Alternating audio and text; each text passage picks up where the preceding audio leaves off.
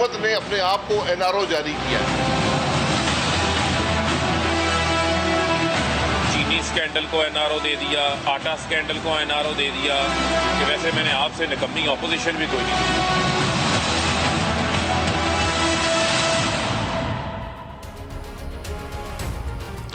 السلام علیکم. احتساب آرڈیننس کے حوالے سے اپوزیشن کا رد عمل جاری ہے, لیکن اپوزیشن کون سا راستہ مؤثر طریقے سے اختیار کر سکتی ہے, ابھی یہ صورتحال واضح نہیں ہے. قومی اسمبلی کا اجلاس ریکوزیشن کرنے کی متعلق انہوں نے ایک درخواست جمع کروائی ہے کہ قومی اسمبلی کے اندر جا کر اپوزیشن جماعتیں مشترکہ طور پر ایک پلیٹ فارم کے اوپر اس کو رجسٹ کر سکتی ہیں. یہ ایک سوالیہ نشان ہے. ماضی میں کچھ ہمارے پاس مثالیں موجود ہیں جب حکومت کے لیے پریشانی ہوئی, خاص طور پر جب سینٹ انتخابات ہو رہے تھے تو یوسف رضا گیلانی کے انتخابات کے موقع کے اوپر حکومت کے 15 اراکین ٹوٹ گئے تھے. وہ ایک لمحہ فکریہ تھا حکومت کے لیے, لیکن اگلے روز ہی پرائم منسٹر نے ووٹ آف کانفیڈنس لیا تاکہ اس سیاسی نقصان کا خاتمہ کیا جا سکے. لیکن ویسے اگر دیکھیں تو 4 اراکین کی اکثریت سے پاکستان تحریک انصاف کی حکومت قائم ہے. اگر کوئی ایسا دن آ جائے کہ اپوزیشن والے مشترکہ طور پر کوشش کریں کہ ہم نے اس نیب آرڈیننس کے خلاف اکٹھے ہو کر حکومت کو ٹف ٹائم دینا ہے, تو اپوزیشن جماعتیں اس پوزیشن میں ہیں اس وقت کہ ان کے لیے پریشانی کا سبب بن سکتی ہیں. لیکن اپوزیشن جماعتوں میں اتفاق رائے ہے نہیں ہے. پیپلز پارٹی اور نون لیگ PDM سے ٹوٹ کے علیحدہ ہو چکی ہیں. PMLN کے اندر 2 دھڑے جو ہیں کھل کر ہمارے سامنے آتے ہیں, اور کبھی بھی وہ بیانیہ جو مریم نواز کسی بھی چوک یا گلی میں یا کسی جلسے میں وہ اسٹیبلشمنٹ کو للکارتے ہوئے اپناتی ہیں, شہباز شریف یا ان کے صاحبزادے وہ اس کا ساتھ دیتے ہوئے نظر نہیں آتے.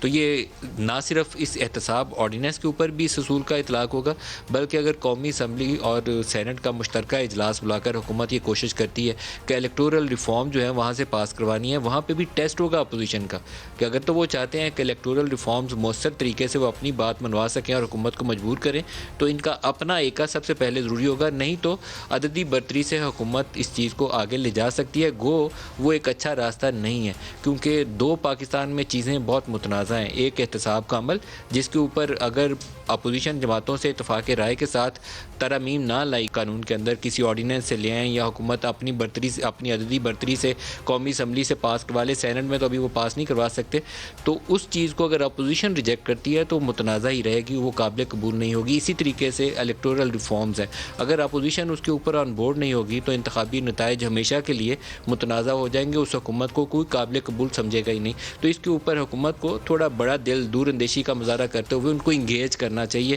یہ نامعلوم وجوہات ہیں جس کی بنا کے اوپر پاکستان میں وہ بنیادی ایشوز جو وجہ تنازع بنتے ہیں, جن سے پولیٹیکل انسٹیبلٹی ہوتی ہے, حکومت انہی سے کنارہ کش ہو جاتی ہے, اپنے آپ کو دور کر لیتی ہے, بجائے ان کو انگیج کر کے ایک یکسوئی اختیار کرے حکومت بھی اور اپوزیشن پارٹیاں بھی, اور ایک راستہ لے کر آگے چلیں تاکہ انتخابی نتائج کو بھی چیلنج کوئی نہ کرے. احتساب کے عمل جو شفافیت ہے اس کے اوپر سوالات ہیں, اس کا بھی ایک راستہ ڈھونڈا جائے اور وہ سوالات کو تعداد کم کر دیں. وہ رہیں گے بعد میں بھی, لیکن کم منیمائز کیا جائے ان ڈفرینسز کو, وہ راستہ نہیں اختیار کیا جا رہا.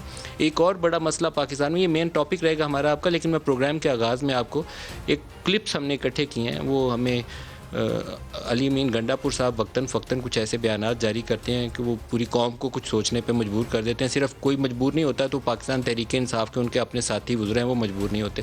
پاکستان میں کچھ عرصے سے مہنگائی کا بہت زور ہے, اور خاص طور پر فوڈ آئٹم, پوری دنیا میں قیمتیں بڑھ رہی ہیں کرونا کے بعد, لیکن پاکستان میں 3 سالوں سے ایک ایسے ہم مشکل سفر پہ ہیں کہ 15%, 14%, 18% تک فوڈ انفلیشن رہا, اور اس نے پاکستانیوں کو بہت ہرٹ کیا کیونکہ آمدن اس عرصے میں گھٹ گئی, مہنگائی بڑھ گئی.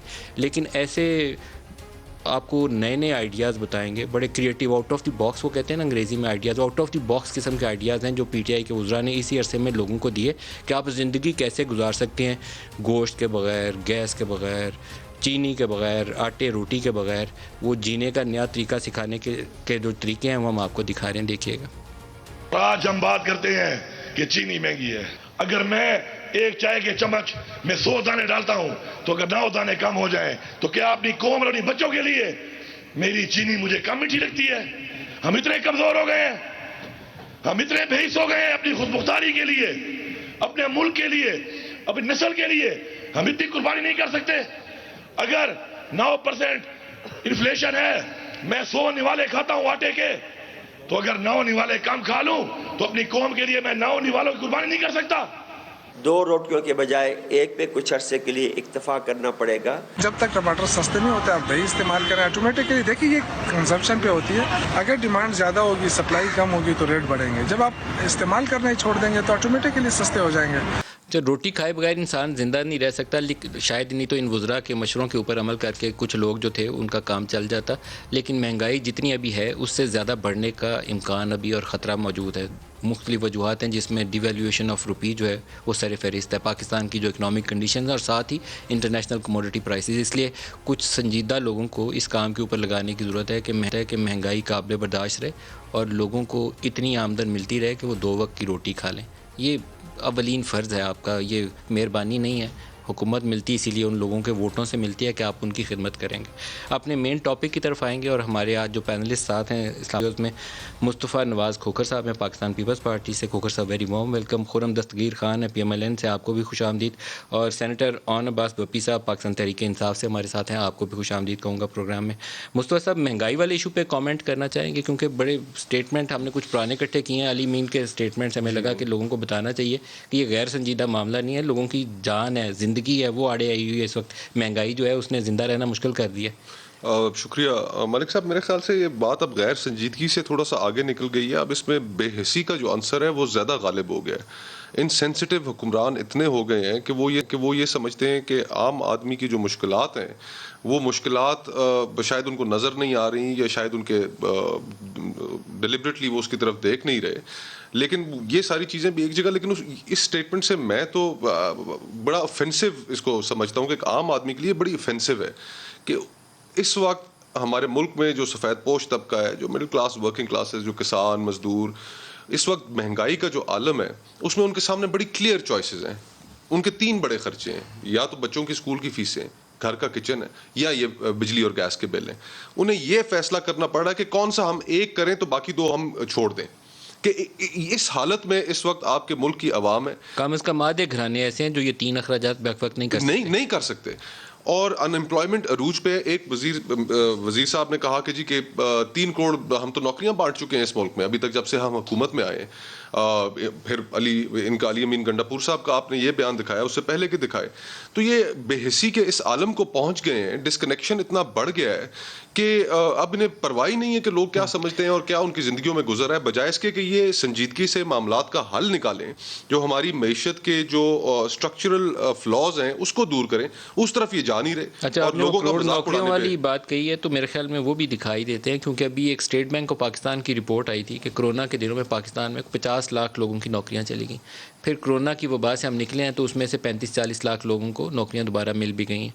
तो ये 1 करोड़ तो बन जाती है, 50-55 लाख को निकाला, 35-40 लाख को तादाद पूरी हो जाती है। लेकिन ये गैर संजीदा मामला नहीं है। वज़ीर साहब जाते हैं जब आमदन ना हो, घर में बच्चों को खिलाने को रोटी ना हो, कहा क्या वज़ीर साहब ने, दिखाइएगा जी। 40,000 नौकरी तो सिर्फ हेल्थ डिपार्टमेंट पंजाब ने नौकरी दी है, और उसके बाद जो लोग बाहर गए हैं तकरीबन 16.5 लाख लोग जो हैं वो पाकिस्तान से बाहर ओवरसीज़ पाकिस्तानीज़ में जो हैं वो गए हैं। इसके साथ मैं आपको बाकी तमाम महकमों से नौकरियों की लिस्ट दे के दूंगा। 3 साल में 1 करोड़ नौकरियों से कहीं आगे जा चुका है काम। जनाब अब आप खुरम साहब इस पे बताइए। तो 3 करोड़ तो बहुत छोटी मलिक साहब, सिर्फ एक कसर रह गई है कि इमरान एंटवानेट अब कौम को ये दर्स दे कि आपको रोटी नहीं मिल रही तो केक खा लें। केक क्यों नहीं खाते ये लोग, गरीब लोग, भूखे लोग, बेरोज़गार लोग? क्योंकि जिस तरह मजाक उड़ा रहे हैं, देखिए जो चौथा खर्चा मेरे भाई ने नहीं बताया वो अपने वालिदैन की दवाई का है, जो इस काबीना ने 14 दफ़ा महंगी की है इन 3 सालों में। और जो सवाल पूछने का ये है कि 3 साल पहले तक इस मुल्क में गंदम वाफर थी और उसकी कीमत कंट्रोल में थी। इस मुल्क में चीनी वाफर थी, उसकी कीमत कंट्रोल में थी। अब कौन सी नहुसत आई है कि वही मुल्क जो 3 साल पहले तक बहुत हद तक अपने खुराक के मामले में खुद मुख्तार था, अब हमें वजीर ख़जाना हर 2 दिन बाद कहते हैं पाकिस्तान नेट फूड इंपोर्टर बन गया। भाई ये ऐसी हुकूमत है जो खुद पाकिस्तान की कौम को पहले गड़े में फेंकते हैं, फिर कहते हैं देखिए हमने थोड़ा सा ऊपर उठा दिया तो कोई बात नहीं, गड़ा बेहतर हो गया, आप पहले से 6 फुट गिरे हुए थे, अब 6.25 फुट गिरे हुए। ये इस तरह की जो मैं कहता हूँ इनसेंसिटिव اور بالکل ہی مذموم یہ کوشش ہے کہ جی آپ یہ 3 دانے چینی چھوڑ دیں.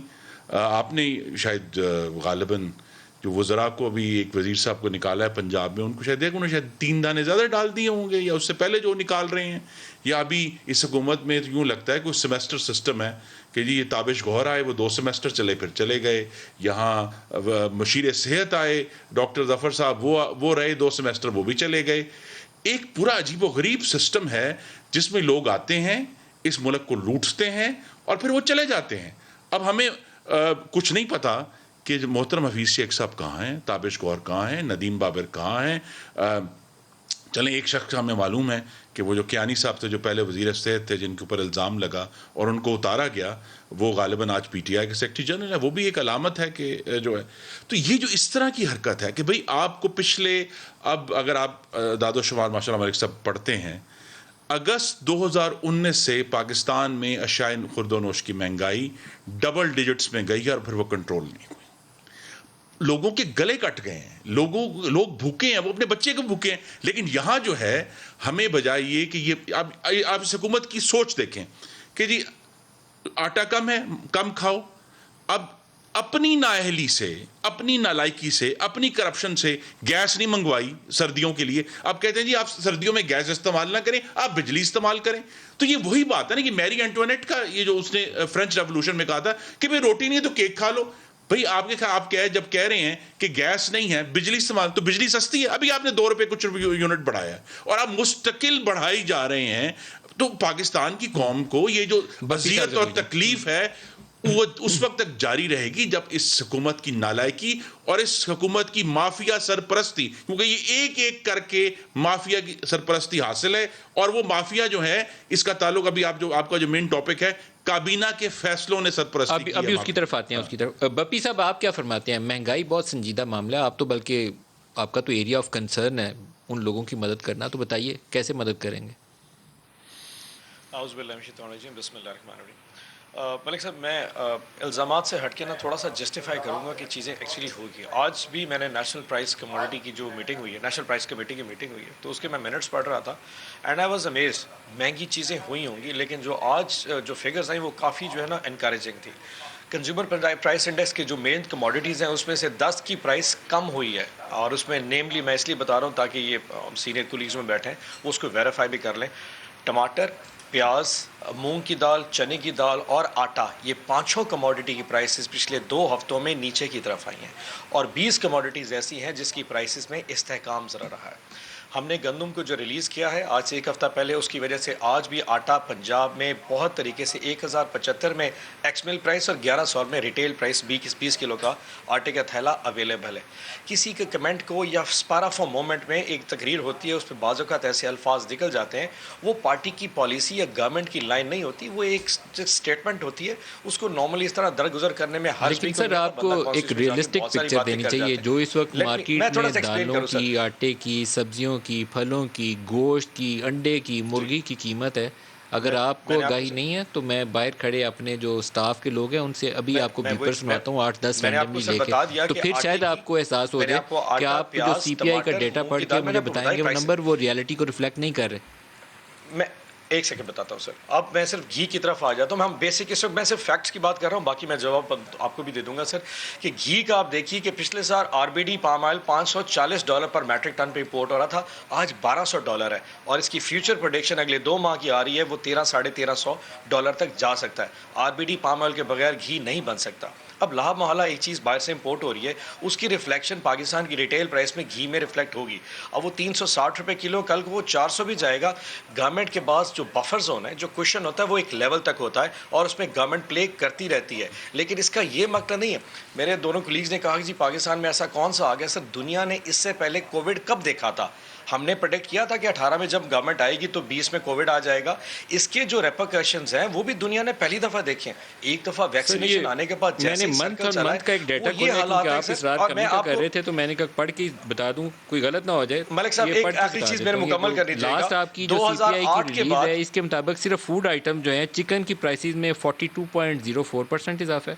انینز، پیاز کا بھی آپ نے شاید ذکر کیا تھا پرہیپس، 32.49% اضافہ ہے. پلس مسور 15.7% اضافہ ہے، ایگز میں 14.4% اضافہ ہے، آٹا جو ہے اس میں 9.69% اضافہ ہے، ویٹ میں 7%، جو چنے ہیں 5.9%، مسٹرڈ آئل 4.5%. میں پڑھتا جاؤں آگے تک یہ اضافہ ہے. وہ چیزیں جو میں نے 1 اکتوبر کی آپ کو ریلیز کا کہا ہے، پچھلے 2 ہفتوں کے بعد کون سی چیز کی تسلی دلاؤں کہ اس میں قیمتیں کم ہو گئی سر؟ جی میں تھوڑا آپ نے میری بات کو غور سے سنا سر. میں نے 2 ہفتے میں سینسٹیو پرائس انڈیکس پڑھ دیتا ریٹ نیچے کی طرف جس میں غریبوں کے 51 جو آئٹم سب سے زیادہ حساس ہیں اس کی پچھلے 10 ہفتے میں مجھے اپنا پوائنٹ پچھلے سال کے مقابلے میں پڑھ دیتا ہوں کیا رائز ہے. جو لیٹسٹ 30 ستمبر کے ہمارے پاس نمبرز ہیں 15%، اسے پچھلا ہفتہ 16.25%، اسے پچھلا ہفتہ 17.1%، اسے پچھلا ہفتہ 17.2%، اسے پچھلا ہفتہ 15.5%، 15.9%، 15.5%، 16.6%، 15.8%، 15.5%. یہ پچھلے سال کے مقابلے میں سینسٹیو پرائس انڈیکیٹر آپ کا جو اسٹیٹسٹیکل بیورو کی ویب سائٹ ہے نا، یہ وہ نمبر ہے. میں وہ نمبرز پڑھ رہا ہوں کیونکہ یہ غریبوں سے براہ راست جو 51 آئٹمز ہیں یہ ان کا تعلق ہے.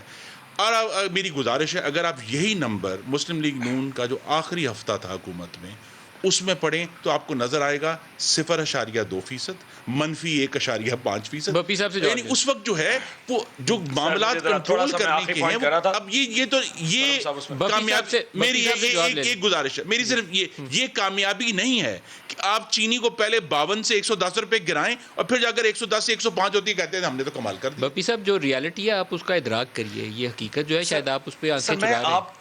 ملک صاحب آپ نے میری بات کو غور سے سنا نہیں. میں نے پوائنٹ یہ کلیئر کیا کہ کووڈ آنے کے بعد اور ویکسینیشن کے بعد جب اکنامک جب سائیکل اٹھا، آپ کو شاید یاد ہو، تھوڑا سا میں کلیئر کروں.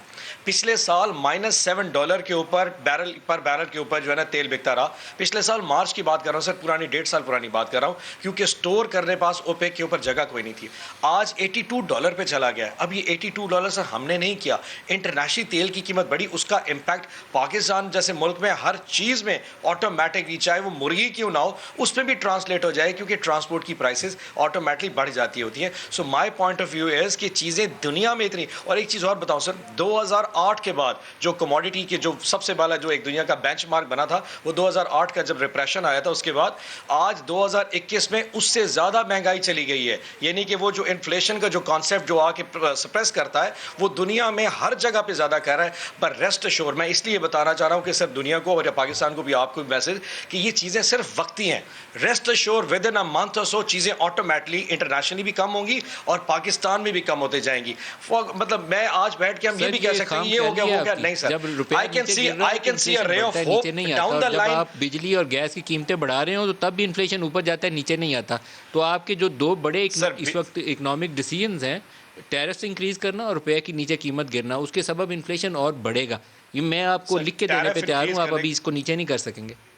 اور قطع کلامی کی معافی چاہتا ہوں ملک صاحب، صرف ایک چیز ایڈ کرنا چاہتا تھا کہ میرے بھائی نے سارا مقدمے کا انحصار اپنا یہ بنایا کہ انٹرنیشنلی تیل کی قیمت میں اضافہ ہو گیا. تو اگر اضافہ ہوا ہے تو پھر بنگلہ دیش اور بھارت ان کے لیے اضافہ نہیں ہوا، وہاں پہ انفلیشن کیوں کم ہے اور یہاں پر کیوں زیادہ ہے؟ اس چیز کو بھی تو آپ مد نظر رکھیے کہ اس وقت پوری ریجن میں سب سے زیادہ جو انفلیشن ہے وہ پاکستان میں. ہمارے یہاں 2 چیزیں اکٹھی ہو گئی ہیں، لوگوں کی ان امپلائمنٹ بہت اوپر چلی گئی جی اور آمدن کم ہو گئی ہے، جی ڈی پی گروتھ نیچے جو گئی ہے. کووڈ کا وہ ملک صاحب نالائکی سے بار بار مرگ ہوگی پاکستان کی.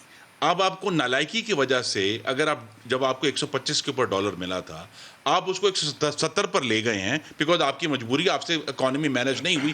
اب اس 170 کو بنیاد بنا کے کہہ رہے ہیں اب ہم کہہ رہے ہیں تیل کی قیمت بڑھ گئی. بھئی جب لاسٹ ٹائم مسلم لیگ نون کی گورنمنٹ میں تیل 75 روپے ہوا تھا تو اس وقت فی لیٹر قیمت کیا تھی؟ 86 روپے، کیونکہ اس وقت ڈالر کی قیمت کم تھی. اب آپ خود پہلے اپنی نالائکی سے اس کو 170 پہ لے جاتے ہیں، اب کہتے ہیں ہم کیا کریں جی اب تو ہمیں 128 روپے ڈالر کرنا پڑے گا. پرائسز بڑی ہیں، جینوئنلی بڑی ہیں، وہ ایکسکیوز ہم دے سکتے ہیں کہ بڑی ہیں، لیکن جو پاکستان میں قیمتیں بڑھنے کی رفتار ہے اس سے بہت زیادہ ہے. اس میں ابھی ہم ٹاپک پر آئیں گے. جو 60 لاکھ ٹن گندم پنجاب سے اسمگل ہوئی پچھلے سال، اس کا کون ذمہ دار ہے؟ ایک بریک لے لیں جی، ہمارے ساتھ رہیے.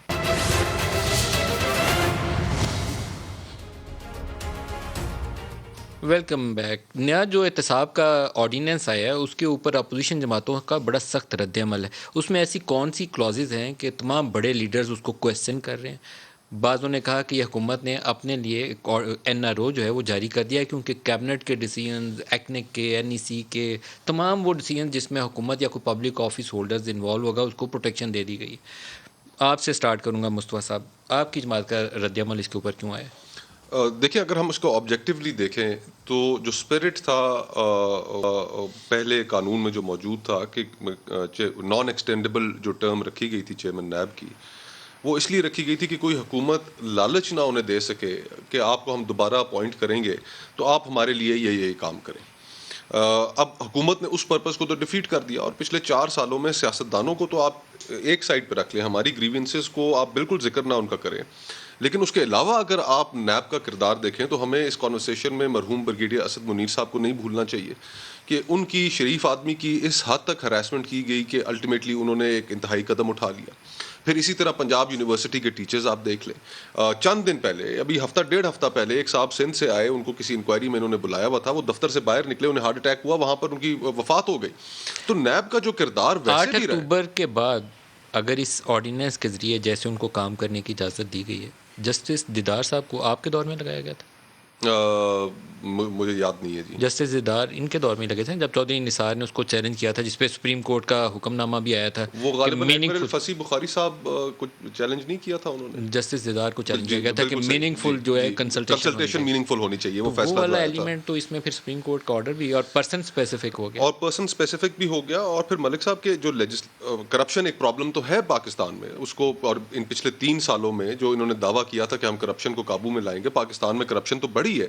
اگر 8 اکتوبر کو ان آفس ان کا قیام جو ہے وہ پھر اب لیگل ہے یا وہ کوشچنیبل ہے سپریم کورٹ کے فیصلوں کی روشنی میں؟ دیکھیں نا، پہلی چیز تو یہ ہے کہ آرڈیننس جو ہے وہ ان اٹ سیلف لانا جو ہے، ساری لیجسلیشن جو حکومت کر رہی ہے وہ لیجسلیشن آرڈیننس کے ذریعے کر رہی ہے۔ تو ایسی امپورٹنٹ جو لیجسلیشن ہے وہ تو کنسنسس کے ساتھ ہونی چاہیے کہ اگر ہم نے کرپشن کو ٹیکل کرنا ہے تو کسی فریق کو یہ موقع نہ ملے یہ کہنے کا کہ جی کہ اس کے اندر بائسنس ہے۔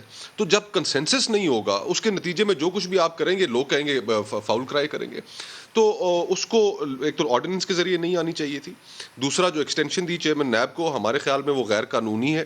وہ اسپرٹ جو ہے وہ جو پہلا ڈیفیٹ کرتی ہے، نیب کی کارکردگی پچھلے 4 سالوں میں سیاستدانوں کو چھوڑ کے اس کے علاوہ بھی بہت متنازع رہی، اور ان سارے سپریم کورٹ کی ججمنٹس موجود ہیں، ہائی کورٹ کی ججمنٹس موجود ہیں جس میں کہا گیا، ججز نے کہا کہ پولیٹیکل انجینئرنگ کے لیے نیب استعمال ہو رہا ہے۔ چیف جسٹس کھوسا نے کہا کہ پرسیپشن ہے کہ لاپ سائڈڈ اس ملک کے اندر احتساب ہو رہا ہے۔ تو جو ڈسکریشنری پاورز تھیں چیئرمین نیب کی، وہ جس طریقے سے اپوزیشن کے خلاف استعمال ہوئی ہیں تو وہ تو سب کے سامنے ہے۔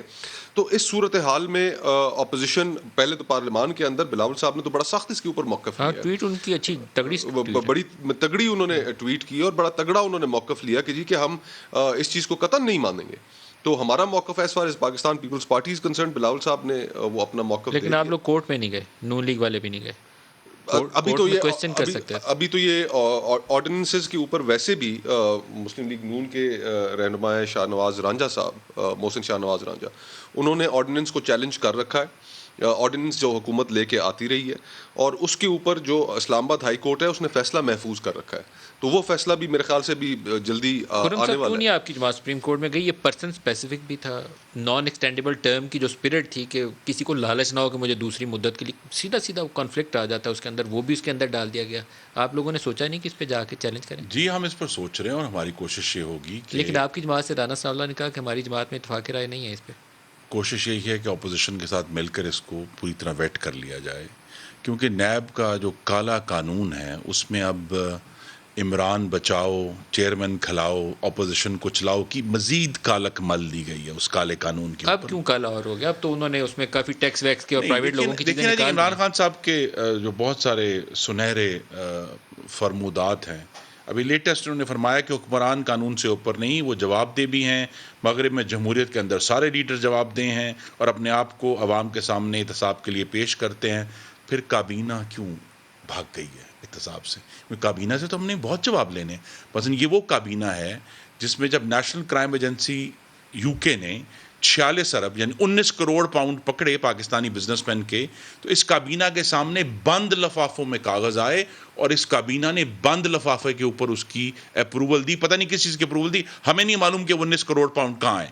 تو یہ کابینہ سے جواب لینا ہے نا ہم نے. یہ وہ کابینہ ہے جس نے 11 لاکھ ٹن جو ہے چینی ایکسپورٹ کی اجازت دی, جس کی وجہ سے 52 روپے چینی جو ہم چھوڑ کر گئے تھے آج 110 پر اور کم نہیں ہو رہی. کابینہ سے جواب لینا ہے. اس کابینہ نے 13 دفعہ اجازت دی ہے دوائیوں کی قیمت بڑھانے کی. اس کے اندر کیا کیا انٹرسٹ انوالو تھے ہم پوچھنا چاہیں گے. پنجاب کابینہ نے یہ سوال ہی نہیں پوچھا کہ بھئی اگر واقعی وزیر کہہ رہا ہے کہ 6 ملین یعنی 60 لاکھ ٹن گندم 2020 میں پنجاب سے اسمگل ہوئی, تو کون ذمہ دار ہے؟ اس آرڈیننس کی روشنی میں کابینہ کے CDWP کے ایکنک کے کابینہ کی ذیلی کمیٹیوں کے جس میں ECC اور سب آ جائیں گے ان سب کے فیصلوں کو تو یہ سوال پوچھنا ہے کہ جب پچھلے سال اپریل میں مئی میں جون میں ان کو $2-3-4 کے اوپر LNG اویلیبل تھی, آج یہ $25 LNG کیوں خرید رہے ہیں؟ اب نہیں پوچھ سکیں گے نا.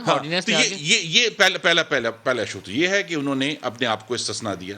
دوسرا ایشو یہ ایون بینک کے جو بورڈز کے فیصلے ہیں وہ گورنر اسٹیٹ بینک کی اجازت سے اجازت کے بغیر وہ نیب انویسٹیگیٹ نہیں کر سکے گا. تو چیئرمین دوسرا ایشو جو ہے وہ چیئرمین کی ایکسٹینشن کا ہے. دیکھیے جو اس قانون کی روح کھوکھر صاحب نے بتائی ہے درست بتائی ہے.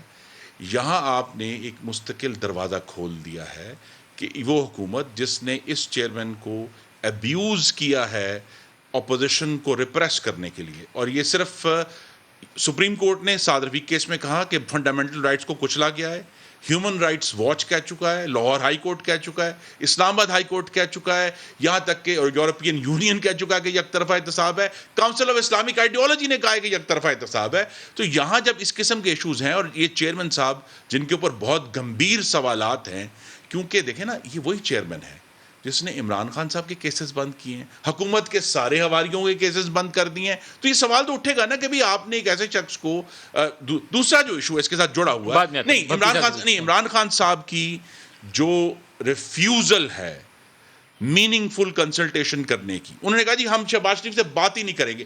میں بڑے ادب سے عرض کرنا چاہتا ہوں کہ وزیر اعظم صاحب آپ کو یہ حق حاصل نہیں ہے. جب تک کوئی شخص قومی اسمبلی کا رکن ہے, جب تک کوئی شخص لیڈر آف دی اپوزیشن ہے, آپ کو قانون پر عمل کرنا پڑے گا. آپ اس طرح نہیں کہہ سکتے مجھے ان کی شکل نہیں اچھی تو میں مشاورت نہیں کروں. صاحب آرڈیننس کیوں آپ اپوزیشن سے پارلیمنٹ میں بیٹھ کے مذاکرات کر سکتے تھے. آپ تو کہتے تھے NRO دیں گے ہی نہیں, NRO دیں گے ہی نہیں, خود لے لیا لکھ کے تو اپنے ہاتھوں سے لکھا ہے. اب اس کو کیا کہیں گے جو آرڈیننس آپ نے جاری کیا؟ ملک صاحب آج سے 1.5 سال پہلے جب اپوزیشن سے ہمارے اس وقت مذاکرات چل رہے تھے اسی نیب آرڈیننس کو امینڈمنٹ کے حوالے سے, تو اس میں جو آج یہ آپ نے آرڈیننس دیکھا ہے جس میں سیکشن 4, سیکشن 5, سیکشن 6 جو 1999 اس کا آرڈیننس ہے اس میں امینڈمنٹ ہوئی ہے. اس میں میجورٹی کلازز اس وقت بھی اپوزیشن کی طرف سے بھی آئی تھی اور یہ باہمی ڈسکشن سے. تو سر اس وقت مان لیتے, اس وقت تو تقریر کی تھی کہ NRO نہیں دیں گے. وہ FATF کے متعلق مجھے یاد ہے سارے پیپرز میں نے پڑھے تھے, تو اس وقت مان لیتے تو یہ دن نہ دیکھنا پڑتا. تو اس سر میرا پوائنٹ تو سن لیں, اس میں صرف ایشو اس وقت آیا تھا جب انہوں نے کہا تھا کہ چیئرمین نیب کو ٹوتھلیس کر دیتے ہیں, اس کی پاورز کو انکیپیسیٹیٹ کر دیتے ہیں اور اس کو یہ بھی نہیں کر دیتے کہ وہ وہاں پہ ایک تعطل آ گیا. اب میں آپ کو تھوڑا یہ تینوں امینڈمنٹس ہیں اس کو تھوڑا سا سمجھا دیتا ہوں. سیکشن 4 میں جو امینڈمنٹ ہے وہ بڑی سمپل سی ہے کہ جو ٹیکس لاز ہے یا اسٹیٹ بینک کے جو فائنینشیل کرائمز ہیں یہ اسٹیٹ بینک یا FVR کے باعث ہے, یہ نیب سے اس کا کوئی تعلق نہیں ہے. اور جتنی بھی اس وقت کیبنٹ کی تمام کمیٹی یہ اپوزیشن کی طرف سے بھی آیا تھا کہ ان کے جو ڈیسیژنز ہوتے ہیں وہ نیب کے اس کے انڈر پریویو میں نہیں آئیں گے. یہ سیکشن 4 تھا. سیکشن 5 پہ اپوزیشن ہم دونوں کٹھے تھے کہ جی اس وقت احتساب کی عدالتیں بننی چاہیے اور نئے احتساب کے جو ججز ہیں مقرر چیف جسٹس کی مشاورت سے ہونے چاہیے for the status of 3 years جس کی عمر 68 سال سے زیادہ نہ ہو. یہ بھی اگریڈ تھا. اب صرف سیکشن 6 کے اوپر ایک ایشو تھا. پرائم منسٹر صاحب کا اور ہمارا پوائنٹ آف بڑا کلیئر تھا کہ ہم اپوزیشن لیڈر سے تو مشاورت کر سکتے ہیں, میننگ فل کنسلٹیشن ہم شہباز شریف سے نہیں کریں گے. ان دونوں چیزوں کو آپ علیحدہ علیحدہ دیکھیے. اپوزیشن لیڈر کو جب ازیوم کیا گیا تھا یہ پرزیوم تھا کہ وہ ایک پرسن آف کریکٹر ہوگا, پرسن آف آنر ہوگا اور پرنسپلز کا مالک ہوگا. کہیں یہ اس پہ سائلنٹ تھا قانون کہ اگر اس پہ مقدمات چل رہے ہوں گے اور اسی نیب کے نیچے مقدمات چل رہے ہوں گے اس سے meaningful consultation leader of the house پہ اس کا جہاں پہ قانون سائلنٹ ہے. سر پلیز مجھے جہاں میننگ فل کنسلٹیشن تھا اور جہاں پہ قانون سائلنٹ تھا وہاں پہ پرائم منسٹر نے کہا کہ میں اس شخص کو ساتھ میننگ فل کنسلٹیشن نہیں کروں گا جس کے اوپر نیب کیسز چل رہے ہیں. آئی ہوپ کہ اس وقت اتنا اپوزیشن کے پاس ظرف ہوتا, وہ کہتے ٹھیک ہے شہباز شریف سے نہیں, آپ کسی اور سے کرتے ہیں, شاید ہم بھی مان جاتے. اب اس میں میرا پوائنٹ آف ویو ہے, ہم نے اس میں کہا کہ جب تک نیا نیب ملک صاحب NEC, ایکنیک, CDWP, PDWP یہ اس کے پرویو سے ہم نے نکال دی ہیں. ملک صاحب یہ ساری چیزیں اس وقت اپوزیشن کے ساتھ جب ڈسکس ہوئی تھی, یہ ساری اس وقت بھی پوائنٹ رکھے گئے تھے, یہ ہم نے کوئی پوائنٹ نہیں رکھا تھا, یہ اس وقت ان کا بھی پوائنٹ آف ویو تھا. آج اعتراض جس چیز پہ آ رہا ہے وہ سمپل سیکشن 6 پہ آ رہا ہے کہ جی آپ نے ایکسٹینڈیبل کی ٹرم ختم کر دی ہے, اور بڑا سمپل ہے. نون لیگ والے مانگ رہے تھے, اب آپ نے کیوں جاری کیا ہے؟ سر ملک صاحب عرض تو سنیں, اگر لیڈر آف دا ہاؤس اور لیڈر آف دا اپوزیشن میں دونوں میں میننگ فل کنسلٹیشن نہیں ہوتی تو ایک ڈیڈ لاک تھا. ہم نے اس میں ایکسٹینڈیبل کی کلاس ختم کر کے کہا کہ جب تک تمام چیزیں آپس میں طے نہیں ہوتی اس وقت نیب چیف یہ ایکسٹینڈ کر کے کام کرے گا, اس کو ایکسٹینڈ نہیں کیا. سے بات نہیں کریں گے, اور ہم نے ملک صاحب ایک سوال میں جولائی 2020 کے بعد حکومت سے نیب قانون پر بات نہیں کی, ہمارا مطالبہ بھی نہیں ہے. ملک صاحب میں ایک سوال, میں وہی کہہ رہا ہوں 1.5 سال پہلے کی بات کر رہا ہوں سر. فیٹ ایف کی جب قانون سازی ہو رہی تھی اس وقت اپوزیشن براہ راست اسٹیبلشمنٹ سے انگیج کر رہی تھی. فیٹ ایف کے قوانین کی پاس ہونے کی بنیادی وجہ بھی یہی تھی. آپ لوگ تو اس وقت بھی کہتے تھے ہم نے بات ہی نہیں کرنی اپوزیشن سے, وہ قانون بنائے بھی کہیں اور تھے, بڑا سمپل ہے, اور میں بڑا ریشنل بات کر رہا ہوں. اس وقت سارا کچھ راستہ توڑا آپ لوگوں نے, اب وہی چیزیں ساری اپنے ہاتھ سے کر رہے ہیں, اب ساری چیزیں اپنے ہاتھ سے. پوائنٹ آف ویو ہے نا کہ اس پہ مطالبہ نہیں ہے, آج بھی کوئی ایکسٹینشن چیف کے ایکسٹینشن کا کیس نہیں موجود تھا. ملک صاحب آپ دیکھیں نا اس وقت کی ضرورت دیکھیں کہ اس وقت اس کی ایکسٹینشن آئی کھڑی ہے جو ایک لیڈر آف اپوزیشن اس پہ کیس چل رہے ہیں, آپ کہہ رہے ہیں اسے کہ انویسٹیگیشن آفیسر اپنی مرضی کا بتا دو. ایکسٹینشن کی ضرورت ہے کیوں؟ اگر فار ایگزامپل میں ملک صاحب یہ بتاتا ہوں, فار ایگزامپل ہم اسے کنسلٹیشن کر لیتے ہیں, وہ کہے جی 3 بندے یہ فلانے میری مرضی کے لگا دے, ہم کہیں یہ نہیں لگاتے, اس وقت نیب کہاں پہ سٹینڈ کرے گی, وہ کیسز کہاں پہ جائیں گے, ہم اس ٹی ٹی اور جو ہمارے وہ نیب کے کیسز ہیں اس کو کس کو جا کے مطلب ریپرزینٹ کریں گے. اس وقت ڈیڈ لاک ہے, قانونی ڈیڈ لاک تھا, اور اس سے بہتر اور وے آؤٹ میرے کم از کم نظر میں اور الیکشن کمیشن کے جو ممبرز کی تعیناتی ہونی ہے اس کی کنسلٹیشن کس کس کے درمیان ہو رہی ہے سر؟ ہم نے لیٹر لکھا ہے اس میں, آپ ہماری یہ دیکھیں نا, اگر ہماری میل آف آئی ڈی ہوتی تو کے پی کے ممبر اور پنجاب کے ممبر کے لیے ہم نے لیٹر لکھا ہے. قانون کو کچل رہے ہیں اور وہ سمجھتے ہیں کہ جسٹ بیکاز کہ وہ اپنے ذہن میں, ان کے ذہن میں ہے کہ جی کھوکر صاحب جو ہیں وہ اتنے ہینڈسم کیوں ہیں تو میں تو ان سے مشاورت نہیں کروں. لیکن کھوکر صاحب وہ کنسلٹیشن ہوگی تو ممبرز لگیں گے نا, الیکشن کمیشن کے ممبرز بھی تو لگانے ہیں. ملک صاحب بنیادی بات یہ ہے کہ ملک صاحب آپ نے لیٹر لکھا ہوا ہے, حکومت کسی ایشو پر اپوزیشن کے ساتھ انگیج نہیں کرنا چاہتی. یہ تو صرف چند ایگزامپلز ہیں نا, ابھی ریسنٹ ایگزامپلز ہیں. اگر ہم تھوڑا سا پیچھے چلے جائیں, آپ کو یاد ہوگا کہ جب پاکستان اور بھارت کے درمیان کشیدگی انتہا کو پہنچ گئی اور ہم نے ان کے جہاز گرا دیے ہماری زبردست ایئر فورس نے, تو اس وقت جو ان حالات کے اندر جو بریفنگ رکھی گئی اس میں وزیر اعظم نے آنے سے انکار کر دیا. آرمی چیف کو سٹیپ ان کرنا پڑا, انہیں تمام اپوزیشن کے اور پارلیمانی رہنماؤں کو بریفنگ دینی پڑی. گلگت بلتستان کا ایشو ہو, کشمیر کا ایشو ہو, کوئی ایشو آپ اٹھا لیں اس کے اوپر وزیر اعظم اپوزیشن کے ساتھ بیٹھنا پسند ہی نہیں کرتے. وہ چاہتے ہی نہیں ہے کہ کنسنسس ہو. حکومت کی صرف اور صرف پچھلے 3 سالوں میں ان کے پاس دکھانے کے لیے کچھ ہے نہیں. اپنی جو ووٹر بیس ہے اس کو صرف یہ کانسٹنٹ سگنلنگ کرتے ہیں کہ دیکھو ہم ان کے ساتھ نہیں بیٹھیں گے, لیکن جو ریاست کے معاملات ہیں وہ ان کے اس رویے کی وجہ سے وہ ان میں نقصان ہو رہا ہے. آج ہماری متفقہ کوئی ایک فارن پالیسی موجود نہیں ہے. ہم واحد ملک ہیں, اور خصوصاً ان حالات میں جہاں پر افغانستان میں پوری دنیا کی اس کے اوپر نظریں ہیں, بہت سے سوالات اٹھ رہے ہیں. ہمارا قومی اسمبلی کا ایک اجلاس افغانستان کے اوپر نہیں ہوا, ہم متفقہ فارن پالیسی نہیں تیار کر سکے. ہمارے ساتھ FATF آگے چل کر ہمارے ساتھ جو چیلنجز ہماری فارن پالیسی کو آنے ہیں اس کے اوپر کوئی گفتگو نہیں ہو سکی. IMF کے ساتھ جو چیلنجز ہمیں آنے ہیں, ہماری معیشت کا برا حال ہے. تو حکومت صرف اور صرف ان کے پاس ایک چیز ہے کہنے کے لیے, چاہے مہنگائی ہو, چاہے فارن پالیسی ڈیزاسٹر کا شکار ہو جائے کہ یہ کرپٹ ہے, یہ چور ہے, ہم نے ان کے ساتھ نہیں بیٹھنا. ارے بھائی ملک کا معاملات بھی تو چلا. عمران خان صاحب میں پھر دوہرا دوں, کہا تھا حکمران قانون سے اوپر نہیں, وہ جواب دہ ہیں.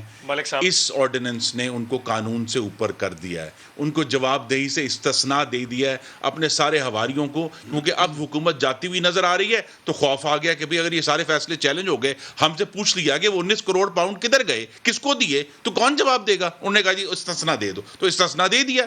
تو یہ ایک ایسا NRO ہے جو خود عمران خان صاحب نے جس پر اپنے دستخط سے صدر مملکت کو بھجوایا اس کے اوپر صدر نے دستخط کر دیے.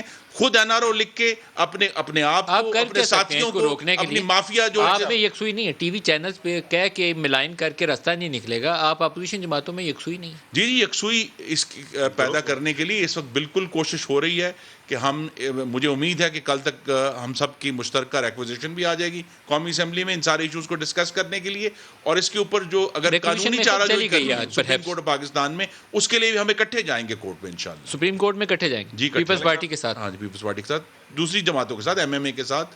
اور بلکہ اس وقت تو ہمیں ایڈوائس یہ ہے کہ تمام جماعتیں علیحدہ علیحدہ جائیں اکٹھے, تاکہ 8-10 پٹیشنز وہاں اکٹھی ہوں اور پھر اس کی بنیاد پر وہ یہ کیس. لیکن کورٹس میں جائیں گے, آپ کی جماعت بھی جائے گی. دیکھیں ہم نے ابھی فیصلہ اس کا کرنا ہے اور 1-2 دنوں میں ہم اپنا جو فیصلہ ہے وہ سامنے لے آئیں گے اس پر. آپ بتائیے بپی صاحب.